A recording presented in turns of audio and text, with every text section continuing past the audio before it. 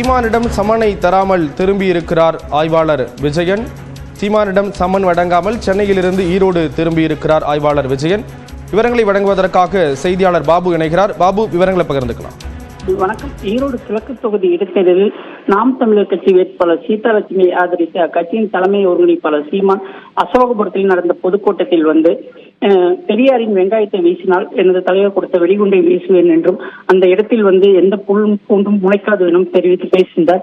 இது தொடர்பாக கருங்கல்பாளையம் காவல்துறையினர் சீமான் மீது 3 பிரிவின் கீழ் வழக்கு பதிவு செய்தனர்.